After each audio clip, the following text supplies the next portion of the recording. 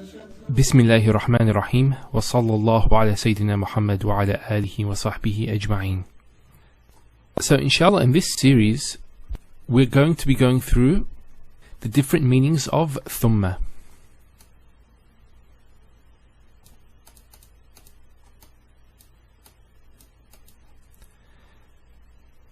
We're going to go through examples from the Qur'an and from outside the Qur'an to demonstrate the different meanings, and also we're going to go into some important linguistic discussion regarding the word thumma. Okay, so thumma is a conjunction, what's known as a harf atf, and it usually indicates order.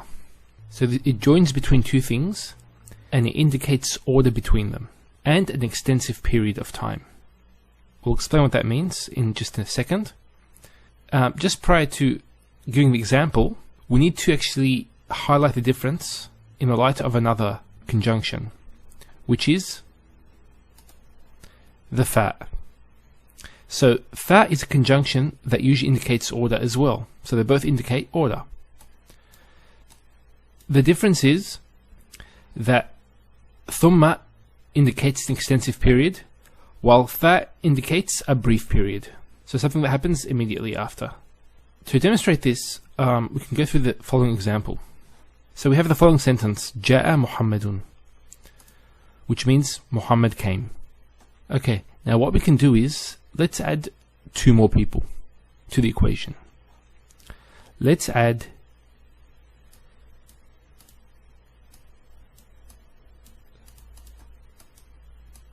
Zaid and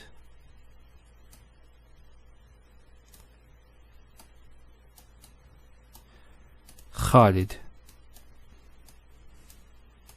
So let's assume that Muhammad came, and then immediately after Zaid came, and then after quite some time Khalid came.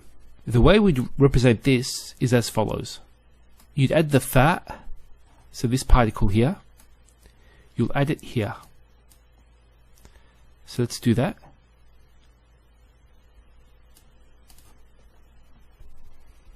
And then with Khalid, you'd add thumma. Remember we said quite a bit of time passing by. So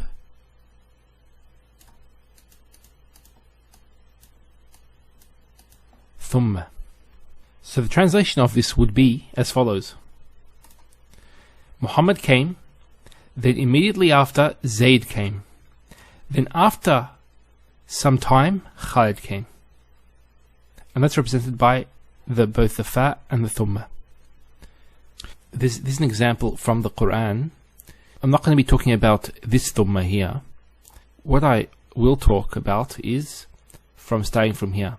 It says, Amatahu fa'aqbarah. He causes him to die, so amatahu. And then we have the particle fa. Fa'aqbarah. He putteth him in his grave. So after he dies, he puts him in his grave. So there's little time when this happens. And this is talking not about the physical grave. It's talking about the life after one dies, before the resurrection. And then after that it says thumma. Either sha'a and shara. Then when it is his will, he will raise him up again. It's talking about the Day of Judgment here. So there's going to be some time between when he goes into his grave and when he's raised up on the Day of Judgment. So the word thumma was used. So that's just one simple example in the Qur'an. Now it says that scholars also say that because the particle fa has fewer letters, so it's only one letter, and thumma has actually three letters, this indicates that the latter, which is thumma, will have more meaning. In other words, it would indicate a longer time frame. And that's based on the structure of the word. So that's one point to note, because they're both used for the same purpose, which is to indicate sequence. So, and the fa indicates immediacy, and thumma indicates some time passing by. Now, there's a common mistake in Arabic grammar that I want to highlight, which is very important, I think. And there is a word which is spelt almost the same way as thumma, and it is thamma. So thamma, as we can see, is with a fatha. So here we have thumma, we have here thamma with fatha. Thamma actually is an adverb of place and a demonstrative pronoun, similar to the word, if anyone's familiar, when we say hunaka. So hunaka, that's a dharf, makan, as well as a demonstrative pronoun. It actually indicates a place. So thamma is very similar to hunaka. So thamma would mean, a translation of that would be there. So if we said min thamma, from there. So what I want to highlight is that actually people actually mix these two up. So thamma and thumma get mixed up. And I want to just highlight this with an example from the Hansveer dictionary. So we have here the word thamma, and we have here the word thumma.